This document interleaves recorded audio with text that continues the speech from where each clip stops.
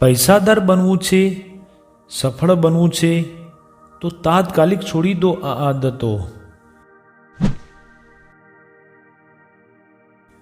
મિત્રો, એક નામની એક કેનેડિયન રિસર્ચ કંપનીએ આવી 7 આદતોને ટાંકી છે જે તમને અમીર એટલે કે સક્સેસ બનતા રોકે છે. તો આવો જાણીએ આ વિડીયોના માધ્યમથી કે એવી કઈ 7 આદતો છે જે તમને અમીર બનતા રોકે છે. મિત્રો, ખૂબ બધા રૂપિયા, આલિશાન ઘર, ગાડી, આ બધું જ સૌ કોઈ માટે સ્વપ્ન હોય છે. દુનિયાના હરેક વ્યક્તિને ધનવાન બનવું છે, પરંતુ બધા ધનવાન બની શકતા નથી. કેમ? કારણ કે પૈસાદાર એટલે કે ધનવાન બનવા માટે મહેનતની સાથે સાથે સ્માર્ટ સ્ટ્રેટેજી પણ જરૂરી હોય છે. અને આના માટે તમારે કેટલીક એવી આદતો છે જે છોડવી જ પડે છે. નંબર 1, વાતચીત કરતા શીખો. સ્માર્ટ ડીલ કરતા શીખો. કોઈ પણ બાબતને લઈ ભાવતાલ કે વાતઘાટ કરવાની અક્ષમતા કે તેનાથી દૂર ભાગવાની આદત તમને ગરીબ બનાવી રાખે છે. ઉદાહરણ તરીકે, તમે કોઈ જગ્યાએ નોકરી કરવા જાઓ છો, ત્યાં તમે કોઈ પણ કારણસર તમારી સેલેરી અંગે બાંધછોડ કરો છો અને જેટલી ઓફર થાય છે એટલામાં માની જાઓ છો. આવું મોટાભાગે પહેલી નોકરી દરમિયાન થતું હોય છે. મોટાભાગના લોકો તે વખતે સેલેરી એટલે કે પગાર કરતાં નોકરીને વધુ મહત્ત્વ આપે છે, જે આગળ જતાં તેને બહુ મોંઘું પડે છે. જો આપણને આપણી આવડત અને અનુભવ પર પૂરો વિશ્વાસ છે તો આપણે તેના પ્રમાણમાં ઓછી સેલેરીમાં કામ કરવા શું કામ રાજી થવું જોઈએ? આ વાત માત્ર નોકરીમાં જ નહીં, કોઈ પણ બાબતે તમને વાટાઘાટો કરતા આવડવું જોઈએ. નંબર 2, આવકના મલ્ટિપલ સ્ત્રોત અંગે વિચારો. આ આદત મોટાભાગના લોકોમાં હોય છે. મોટાભાગના લોકો માત્ર નોકરી કરીને જ બેસી રહે છે. જો તમારે ખરેખર તમારી આવક વધારવી છે અને 2 પાંદડે થવું છે તો તમારે માત્ર નોકરીના સહારે બેસી રહેવાનું છોડી આવકના મલ્ટિપલ સ્ત્રોત અંગે વિચારવું જ પડશે. રખીને તમારી નોકરી છૂટી ગઈ કે ધંધો બંધ કરવાનો સમય આવ્યો ત્યારે તમારી પાસે બેકઅપ સ્ટ્રેટેજી હશે તો બહુ વાંધો નહીં આવે. મિત્રો, કોઈ સાઇડ બિઝનેસ, રેન્ટલ પ્રોપર્ટી કે પછી આવકનું અન્ય સાધન કે સ્ત્રોત જે તમારા ખરાબ સમયમાં તમારી પડખે તો ઊભો જ રહેશે, પરંતુ સારા સમયમાં વધારાની આવક પણ રળી આપશે. નંબર 3, ખુદ પર રોકાણ કરવું. ખુદ પર રોકાણ કરવું એ સુપર ઇન્વેસ્ટમેન્ટ છે અને આ સ્વ ઇન્વેસ્ટમેન્ટ એટલે કે ખુદને વધુ કુશળ બનાવવું. તેના માટે તમારે વધારેમાં વધારે જ્ઞાન અને વધારેમાં વધારે સ્કિલ વિકસાવવાની છે અને વધારેમાં વધારે અનુભવ પણ મેળવવાનો છે. જો આ ગુણો તમારામાં હશે તો તમે તમારા રોજગાર અને વ્યવસાયમાં 4 ચાંદ લગાવી દેશો. તમારી આવડતમાં વધારો થવાથી તમારા ગજબનો આત્મવિશ્વાસ આવશે અને ભારેખમ નિર્ણયો લેવામાં સરળતા રહેશે, જે તમારા માટે અનેક ક્ષેત્રમાં હાથ અજમાવવાના દ્વાર ખોલી નાખશે. નંબર 4, જેવું ચાલે છે તેવું ચાલવા દો. આ નહીં ચાલે.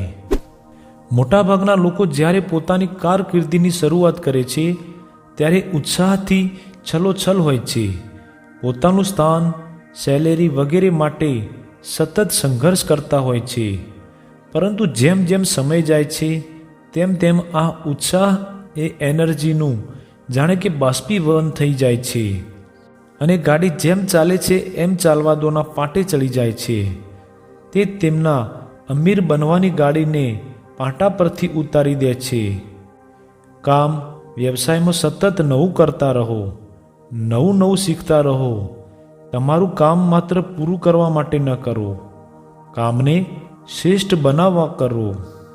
પરિસ્થિતિ સાથે સમાધાન કરવાને બદલે પરિસ્થિતિને બદલવા અંગે વિચારો અને મહેનત કરો.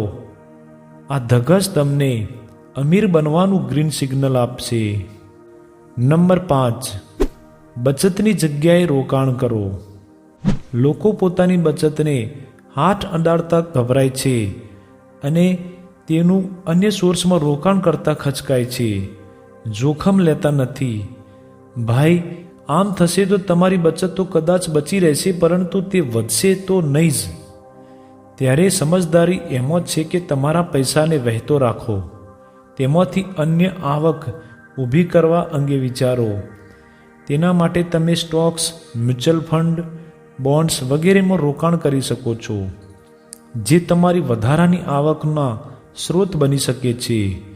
આ સિવાય પણ તમે તમારી બચતનો અમુક ભાગ ખુદને વધુ કુશળ બનાવવા પર ખર્ચી શકો છો, વધુ શીખવા કે સ્કિલ ડેવલપ કરવા માટે. નંબર 6, લક્ષ્ય મેળવી લીધું એટલે દુનિયા પૂરી થઈ જતી નથી.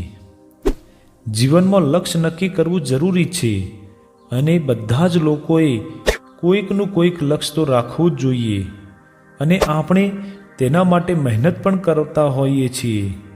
પરંતુ મુસીબત ત્યારે થાય છે જ્યારે આપણે લક્ષ્ય સુધી પહોંચી જઈએ એટલે ગંગા નહાયા હોવાનું માની બેસી જઈએ છીએ. અરે ભાઈ, લક્ષ્ય સુધી પહોંચ્યા એટલે દુનિયા ખતમ થોડી થઈ જાય છે. આપણી આ જ વિચારધારા આપણી પ્રગતિને રૂંધાવી દે છે. એક લક્ષ્ય પૂરું થયું તો તરત જ બીજું નક્કી કરી લો, બીજા બાદ ત્રીજું. આપણને ખુદને ન તો ક્યારે રોકાઈ જવાનું કહેવાનું છે કે ન તો આપણા લક્ષ્યને પામવા પ્રયત્નોને રોકવાના છે. નંબર 7, જરૂર કરતાં વધારે વફાદાર બનવાની જરૂર નથી. ક્યારેક એવું થાય છે કે આપણે જો કામ કરતા હોઈએ છીએ તે કંપની કે ટ્રસ્ટને આપણું તન મન સમર્પિત કરી દઈએ અને તેના માટે હદથી વધુ વફાદાર બની જઈએ છીએ. આપણી કંપની માટે વફાદાર હોવું એ ખોટું નથી, પરંતુ જરૂર કરતાં વધારે વફાદારી તમારી પ્રગતિમાં અવરોધ પેદા કરશે જ. જ્યારે આપણને ખબર પડશે કે હવે આ નોકરી આપણને અમુક હદ પછી વધારે આપી શકવાની નથી, તો પછી તે નોકરીને વળગી રહેવાની શી જરૂર છે? આવું જ્યારે લાગવા માંડે ત્યારે અન્ય કોઈ સ્ત્રોત તરફ વળવામાં કશું જ ખોટું નથી. અવસર મળે તો તેને નજરઅંદાજ કરવો એ વફાદારી નહીં, બેવકૂફી છે. તમારી વફાદારી એક હદ સુધી સારી છે, પરંતુ તે વફાદારી તમારી પ્રગતિને રૂંધવા માંડે ત્યારે તમારે તે અંગે વિચારવું જ રહ્યું. મિત્રો, આ વિડીયો જો સારું લાગ્યું હોય તો પ્લીઝ વિડીયોને લાઇક, શેર અને આવા બીજા ઘણા વિડીયો માટે આ ચેનલને હમણાં સબસ્ક્રાઈબ કરી લેજો.